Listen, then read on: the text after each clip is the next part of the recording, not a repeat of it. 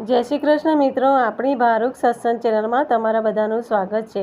આજે હું તમને દશામાના વ્રતની વિધિ અને વાર્તા કહું છું। દશામાનું વ્રત અષાઢ વદ અમાસથી શરૂ થાય છે। પ્રાંતકાળે સ્નાન કરી ધૂપ દીવો કરી શ્રદ્ધાપૂર્વક દશામાની કથા સાંભળવી, 10 દિવસ સુધી નકોરડા ઉપવાસ કરવા, માટીની સાંડણી બનાવી તેનું પૂજન કરવું, 10મે દિવસે એ સાંડીને નદીમાં પધરાવી, 5મા વર્ષે વ્રતનું ઉજવણું કરવું, યથાશક્તિ સોના ચાંદી કે પંચધાતુની સાંડણી બનાવી બ્રાહ્મણને દાનમાં આપી, વસ્ત્રદાન કરવું, દક્ષિણા આપવી અને ભક્તિભાવપૂર્વક દશામાનું વ્રત કરનારની સુખ શાંતિ અને સમૃદ્ધિ જળવાઈ રહે છે। વાર્તા: સુવર્ણપુર નગરીમાં અભયસેન નામે ઘણો ગર્વિષ્ઠ રાજા રાજ કરતો હતો। નગરની સમૃદ્ધિનો પાર ન હતો। રાજાની ગુણિયલ, સંસ્કારી અને અતિ સુશીલ તથા રૂપવતી રાણીનું નામ અનંગસેના હતું। રાણી ઘણી જ નમ્ર અને ધર્મિષ્ઠ હતી। એ ઘણીવાર રાજાને અહંકાર ન કરવા સમજાવતી, પણ રાજા તેની વાત કદી ન સાંભળતો। એક દિવસ રાજમહેલના ઝરૂખે બેઠેલી રાણીએ નદીના કિનારે સ્ત્રીઓને વ્રત કરતી જોઈ। તેથી રાણીને કથુલવશ થઈ તરત દાસીને આજ્ઞા આપી કે નદી કિનારે સોળે શણગાર સજીને ટોળે વળેલી સ્ત્રીઓ શું કરે છે એ જાણી લાવો। દાસી દોડતી દોડતી સ્ત્રીઓ પાસે ગઈ અને પૂછવા લાગી કે તમે આ બધા શું કરો છો? ત્યારે એક સ્ત્રીએ જવાબ આપતા કહ્યું કે અમે દશામાનું વ્રત કરીએ છીએ। આ વ્રતની વિધિ એવી છે કે સૂતરના 10 તાર લઈ 10 ગાંઠ વાળવી અને ગાંઠે ગાંઠે કંકુના ચાંદલા કરવા। ત્યારબાદ સ્ત્રીએ વ્રત ક્યારે કરવું, કેવી રીતે કરવું વગેરે જણાવ્યું। દાસીએ મહેલમાં આવીને રાણીને બધી વાત કરી। ધાર્મિક સ્વભાવની રાણીને પણ આ વ્રત કરવાની ઈચ્છા થઈ। મનથી વ્રત કરવાનું નક્કી કર્યું। એણે રાજાને આ વાત જણાવી તો અહંકારી રાજાએ ના પાડી દીધી અને કહ્યું કે આ વ્રત તો ગરીબ ગુરખા માટે છે। તારી તો ઘણી સાહેબી છે, ધન છે, દોલત છે, નોકર ચાકર, બાગ બગીચા, રાજપાટ બધું જ છે, માટે આ વ્રત કરવાનું છોડી દે। રાજાના અભિમાન ભર્યા વચન સાંભળી રાણીનું દિલ દુભાયું।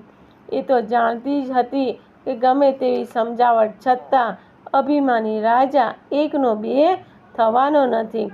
રાજાએ અહંકાર, ગર્વ અને અભિમાનમાં ચકચૂર થઈને દશામાના વ્રતનું અપમાન કર્યું। તેથી દશામાના ક્રોધનો પાર ન રહ્યો। માએ રાજાને સપનામાં આવીને એક જ શબ્દ કહ્યો, પડું છું। બીજા દિવસે પાડોશી રાજા લાવ લશ્કર સાથે ચડી આવ્યો। આવા અણધાર્યા હુમલાથી રાજા અભયસિંહ ગભરાયો। જીવ બચાવવા માટે રાણી અને બંને કુંવરોને લઈ જંગલના રસ્તે ભાગ્યો। રાણી અનંગસેના મનમાં સમજે છે કે પોતાના પતિએ કરેલા દશામાના વ્રતના અપમાનથી આ દશા પ્રાપ્ત થઈ છે। ઘોર જંગલમાં રાજા રાણી ઉઘાડા પગે ચાલ્યા જાય છે। પગમાં કાંટા કાંકરા ભૂંકાય છે। દુઃખ અને થાકનો પાર નથી। કુંવરો તરસ્યા થયા છે। એટલામાં એક વાવ આવી।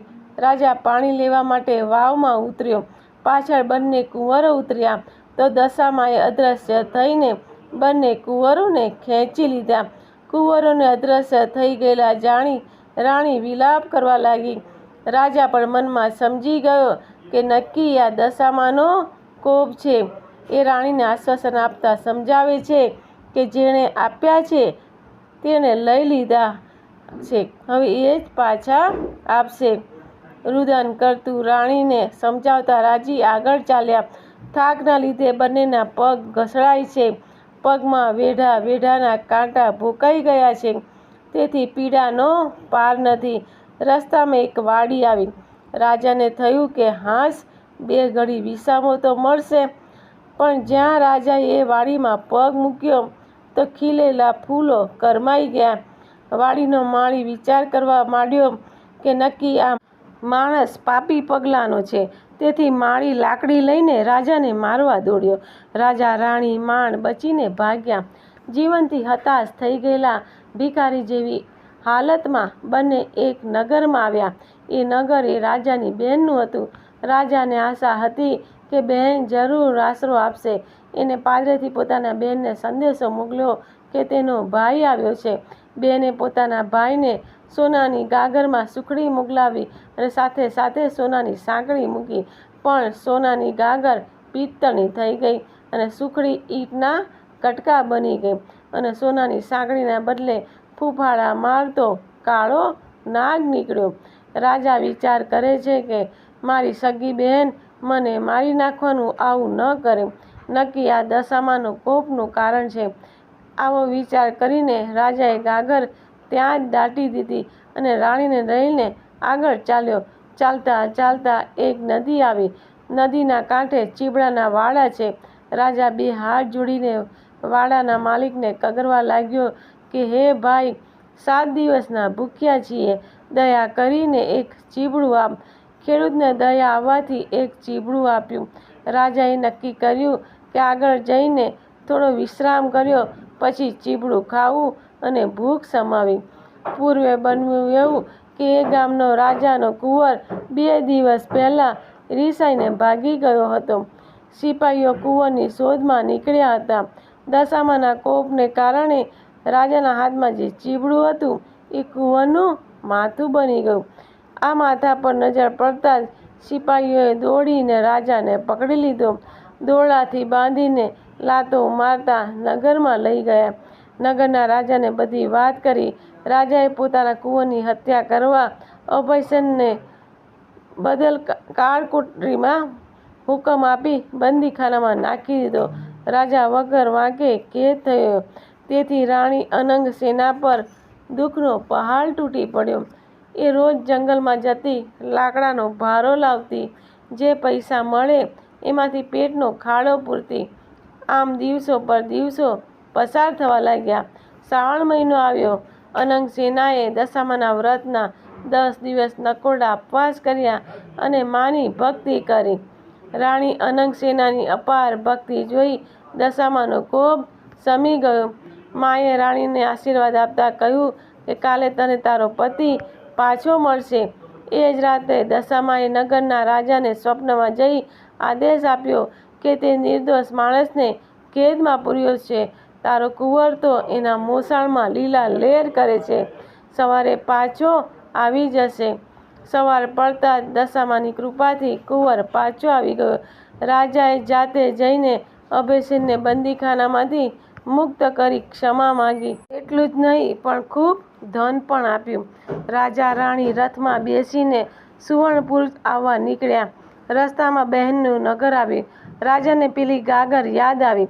પાદરે આવીને ખાડો ખોદીને જોયું તો ગાગરમાં સોનાની સાંકળ અને સુખડી હતી. એટલામાં બહેન પણ આવી. આગ્રહ કરીને ભાઈ ભાભીને ઘેર લઈ ગઈ. 2 દિવસ રોકાઈને રાજા રાણી આગળ ચાલ્યા. રસ્તામાં વાવ આવી.